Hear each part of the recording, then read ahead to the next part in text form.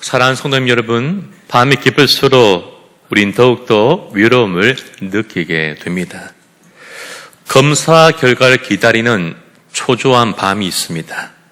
생활이 막막한 현실을 바라보며 잠들지 못하는 밤이 있습니다.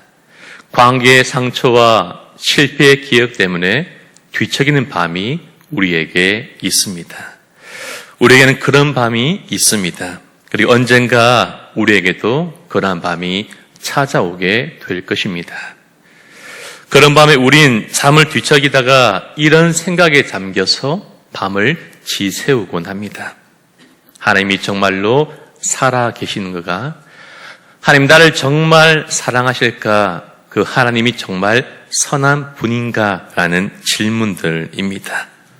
오늘 우리가 함께 붙들 말씀은 그런 밤을 지새우는 우리에게 보내신 하나님의 밤편지와도 같습니다. 오늘 기도하는 밤 본문의 말씀을 통하여서 우리를 향한 하나님의 마음이 더해지고 그 말씀을 통하여 우리가 힘과 위로받는 복된 은혜의 시간 되기를 예수님 이름으로 소망하고 축복합니다. 첫 번째 나눌 은혜는 이것입니다. 여호와의 선하심을 맛보십시오. 여호와의 선하심을 맛보시길 바랍니다. 우리 8절 말씀 다시 한 번 더 읽어보도록 하시겠습니다. 너희는 여호와의 선하심을 맛보아 알지어다. 그에게 피하는 자는 복이 있도다. 아멘. 오늘 다윗은 여호와의 선하심을 생각해 보라고 말하지 않습니다. 여호와의 선하심을 한번 연구해 보라고도 말하지 않습니다. 여호와의 선하심을 맛보아 알아라 라고 말하고 있습니다. 맛본다는 건 무엇입니까? 바로 경험한다라는 것입니다. 아무리 맛있는 음식이 놓여있고 그 음식에 대한 좋은 이야기를 듣는다 해도 맛보지 않는다면 내게는 아무런 의미가 없는 음식에 불과합니다. 전하신 하나님은 막연하고 추상적인 분이 아니라 우리의 눈물의 자리와 우리 병상의 자리와 우리의 실패의 자리에서 실제로 경험되는 하나님이십니다. 이 사실을 믿으시기를 축복합니다. 시편 34편의 말씀은 다윗이 아비멜렉 앞에서 미친 채하며 목숨을 건져 나왔을 때 부른 그런 시편입니다. 지금 그는 왕궁이 아니라 동굴과 광야를 떠돌며 쫓기는 신세에 놓여 있습니다. 미래가 보이지 않는 말 그대로 벼랑 끝에 그가 서 있고 그 인생 가운데 깊은 밤을 지금 보내고 있습니다. 그런 상황에서 다윗이 한 고백이 바로 이것입니다. 여호와의 선하심을 맛보아 알지어다. 여기에 중요한 진리가 담겨져 있습니다. 환경이 좋아지고 형편이 나아지면 하나님의 선하신 분이야 이것을 느끼는 것이 아니라 절망 같은 환경과 벼랑 끝과 인생의 깊은 밤에도 여전히 하나님의 선하심을 맛볼 수 있다라고 오늘 성경 우리에게 분명하게 말씀하고 있습니다. 우리 현실은 선하지 않을 수 있습니다. 몸은 병들어서 아프고 마음은 지치고 관계는 깨어지고 하는 일들은 번번이 실패하고 얼마든지 우리도 낙심할 수 있고 좌절할 수 있는 그런 모습이 있습니다.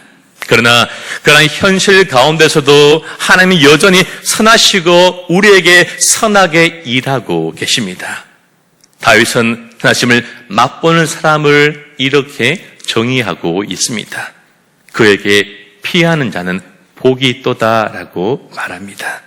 선하심을 맛보는 길은 모든 문제가 다 해결된 뒤에 감사하는 것이 아니라 문제가 끝나지 않았을 때도 하나님께 피하는 것입니다. 선하심을 맛보는 방법은 내 마음이 무너졌을 때 사람에게 하소연하는 것이 아니라 하나님께 나아가 하나님께 울부짖는 것입니다. 두려움이 밀려올 때 두려운 생각만 붙들고 있는 것이 아니라 하나님께 도망가 숨는 것을 말씀하고 있습니다. 어린 시절에 시골에서 정말 동네 친구들과 정말 많이 뛰어놀고 정말 신나고 좋은 시간을 많이 보내었습니다. 놀이를 잘 하다가 분리할 때에 꼭 사라지는 친구들이 있습니다. 한마디로 꼬로만 친구였는데요. 이 친구들은요, 불리하면 항상 집으로 도망쳐 숨곤 했습니다. 왜요? 그 집에 부모님이 계시고 또 그 친구의 형이 그 집에 있었기 때문입니다. 아무도 그 집에 들어간 그 친구를 어찌할 수가 없었습니다. 지금 생각하면 조금 꼬름하지만 그러나 정말 현명한 선택이었다고 생각이 됩니다. 사랑하는 성도 여러분, 우리가 하나님께 잘 도망가 하나님께 숨는 그 사람이 되기를 축복합니다. 힘들고 어려우면 희당 속으로 들어가는 게 아니라, 술독에 빠지는 것이 아니라, 중독으로 들어가는 것이 아니라, 포기로 도망치는 것이 아니라 오직 주님께로 도망치는 우리가 되길 간절히 소망하고 축복합니다. 그것이 바로 그에게 피하는 자임을 우리는 믿어야만 합니다. 예수님도 말씀하시죠. 수고하고 무거운 짐자들아 다 내게로 오라고 우리에게 말씀하셨습니다. 십자가에서 우리의 죄와 우리 죄를, 저주를 다 짊어지시고 지금도 상간자를 꺾지 않으시는 그 주님이 우리를 부르고 계십니다. 오늘 이 밤 이 기도의 자리가 바로 하나님께 피하는 자리, 유아의 맛보심을 다시 맛보는 복된 시간이 되기를 예수님 이름으로 간절히 소망하며 축복합니다. 두 번째 은혜는 이것입니다. 가진 것이 적어도 하나님 안에서 진짜 부족함이 없는 삶을 살아가시길 바랍니다. 우리 9절 말씀도 함께 읽어보도록 하시겠습니다. 너희 성도들아 여호와를 경외하라. 그를 경외하는 자에게는 부족함이 없도다. 아멘. 우리 삶에는 늘 부족함이 있습니다. 365일 늘 부족하고 80, 90년 동안 늘 부족한 것 같습니다. 건강이 부족하고요. 돈이 있어도 늘 부족하다라고 말합니다. 인정과 사랑이 부족하고 능력과 기회 역시 부족하다고 여기고 있습니다. 그런 다윗은 놀란 고백을 합니다. 어떤 고백입니까? 여호와를 경외하는 그 사람에게는 결코 부족함이 없습니다라고 오늘 다윗이 선포하고 있습니다. 무엇이 그의 생각을, 그의 마음을 바꾸어 놓은 것입니까? 그것은 바로 현실의 조건이 아니라 그의 마음이 바뀐 것입니다. 여러분, 상황은 여전히 넉넉하지 않고 마음 깊은 곳에서 불평과 원망이 나올 수 있지만, 그러나 우리 마음 깊은 곳에서 나는 혼자가 아니라는, 하나님 나를 함께 하시고 나를 책임진다는 그 영적인 넉넉함이 우리에게도 일어나길 간절히 소망합니다. 여러분, 여호와를 경외한다라는 것이 무엇이겠습니까? 여호와를 경외한다라는 것은요, 하나님을 가장 크게 본다는 것을 의미합니다. 질병과 파상과 실패가 우리 눈앞에 있을 때 그것만 바라보면 그것은 가장 큰 것이 되고 맙니다. 그것 때문에 늘 두려워하고 늘 불안하고 초조해할 수밖에 없습니다. 그런데 우리의 마음은 낙심할 수밖에 없습니다. 그러나 여호와를 경외하는 그 사람은 고난보다 하나님을 더 크게 바라봅니다. 문제보다 하나님을 더 중심에 두게 되는 것입니다. 그래서 시편 23편 6절은 이렇게 고백합니다. 내 평생의 선하심과 인자하심이 반드시 나를 따르리니 내가 여호와의 집에 영원히 살리로다라고 고백하고 있습니다. 다윗의 인생은 결코 평탄하지 않았지만 그는 자신의 인생을 돌아보면서 선하심과 인자하심이 나를 따라왔다라고 그렇게 고백하였습니다. 여러분, 인생에도 눈에는 보이지 않지만 여호와 하나님의 선하심과 인자하심이 지금도 우리를 따라오고 있음을 믿으시길 축복합니다. 오늘 이 사실을 다시 믿음으로 붙드는 이 밤이 되길 간절히 소망합니다. 부족함이 없다, 이 말은 내가 모든 걸 다 가졌다라는 그런 것을 말하지 않습니다. 부족함이 없다라는 것은 내가 원하는 모든 것을 다 가진다라는 뜻을 결코 의미하지 않습니다. 오히려 정말 내가 필요한 것을 하나님이 다 아시고 때에 맞게 공급하신다는 하나님의 신실한 약속, 그것이 바로 부족함이 없다는 것에 참된 의미가 됩니다. 하나님은 광야의 이스라엘 백성들에게 1년치의 한 몫으로 1년치의 만나를 내려주지 않으셨습니다. 오늘 하루 분량의 일용할 양식만을 그들에게 허락해 주셨습니다. 그날 오늘도 하나님이 나를 잊지 않으셨구나. 오늘도 하나님이 내 새끼 잊지 않으셨구나. 우리 가정 잊지 아니하셨고 우리 공동체 잊지 않으시고 오늘도 하나님이 내게 은혜 주셨다는 것을 기억하도록 하나님은 그날 필요한 양식을 백성들에게 허락해 주셨습니다. 예수님도 기도를 가르쳐 주실 때에 우리에게 일용할 양식을 주시옵고라고 그렇게 우리에게 기도를 가르쳐 주셨습니다. 하루 단위의 은혜, 시간마다 필요한 만큼의 은혜를 주신 분이 바로 전하신 우리의 하나님이 되십니다. 사랑하는 성도님 여러분, 지금 내 손에 없는 것 때문에 절망하고 낙심만 하지 마시고 오늘도 나를 붙들고 인생을 붙들고 계신 하나님의 은혜를 조용히 세어보시는 복된 이 밤이 되길 간절히 소망하고 축복합니다. 오늘도 나를 붙들고 계신 하나님의 그 은혜가 무엇입니까? 광야의 만나처럼 오늘 하루를 버틸 수 있었던 그 은혜, 오늘도 눈물 속에서 일어날 수 있었던 그 힘, 오늘 마음이 완전히 무너지지 않도록 내 마음을 붙들어 주신 바로 하나님의 따뜻한 손길, 아직 숨쉬고 내가 기도할 수 있다는 것, 말씀이 들리는 귀가 내게 있다는 것, 나를 위해서 힘들지만 날 위해 기도하는 중보기도팀과 공동체가 있다는 사실, 오늘도 이 자리에 나올 수 있는, 그래서 기도할 수 있는, 또 내게 시간이 있고 힘이 있다는 이 사실, 바로 이것이 하나님의 놀라운 손길임을 믿으시길 간절히 축복합니다. 요즘 하나님은 우리를 향해서 그 사랑의 손길을 거두지 않으시고 은혜를 베푸시고 영원토록 우리에게 은혜를 베풀어 주실 것입니다. 우리가 나눌 세 번째 은혜는 이것입니다. 여호와를 찾는 자는 모든 좋은 것에 부족함이 없습니다. 우리 마지막으로 10절 말씀 함께 읽어보시겠습니다. 젊은 사자는 굴비파여 줄일지라도 찾는 자는 모든 좋은 것에 부족함이 없으리로다. 아멘. 여러분, 젊은 사자 어떻습니까? 엄청난 힘이 있습니다. 참 사납습니다. 능력이 있습니다. 빠릅니다. 공격적인 본능을 젊은 사자가 가지고 있습니다. 힘과 능력의 상징과 같습니다. 성경은 말합니다. 그 젊은 사자도 때로 굶주리고 쓰러질 때가 있다라고 우리에게 말씀하고 있습니다. 여러분, 우리가 어떻습니까?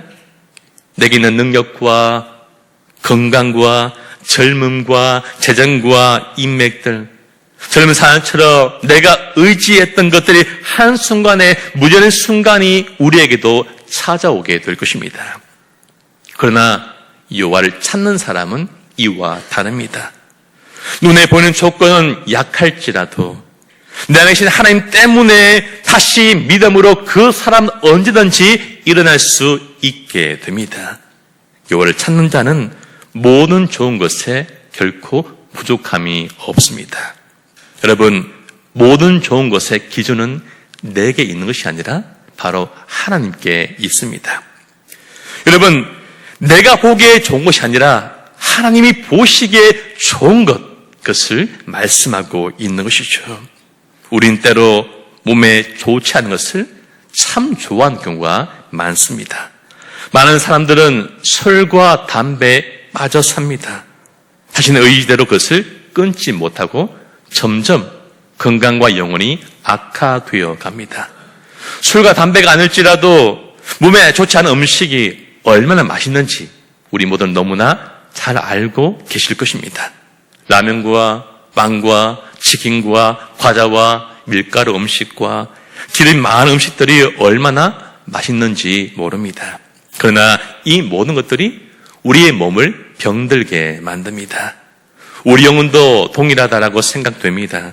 잠시 즐겁지만 결국 우리를 죽게 만들고 무너지는 것들이 우리는 참으로 많은데 우리는 그것을 가리켜 참 내게 좋다, 갖고 싶어라고 그렇게 생각하며 하나님께 기도하고 있는 것이죠. 여러분, 모든 좋은 것의 기준은 내가 아니라 하나님이 되어야만 합니다. 우리는 잠시 달콤하지만 결국 해로운 것까지도 좋다고 착각할 때가 얼마나 많은지 모릅니다. 그러나 선한 하나님, 우리가 원하는 것보다 내게 지금 필요한 것, 가장 나를 건강에 만날 것을 주시기를 원하십니다. 그래서 때로는 원하는 문이 우리 인생 가운데 닫히기도 하고 기도 제목 응답이 늦어지기도 합니다. 그러나 그 지연과 막힘조차도 우리 하나님은 우리를 더욱더 깊이 빚으시고 더 선한 것을 준비하고 계시는 것입니다. 지금 우리가 다 이해할 수 없고 이해되지 않을지라도 훗날 돌아볼 때 그때 하나님이 참 잘 막으셨구나.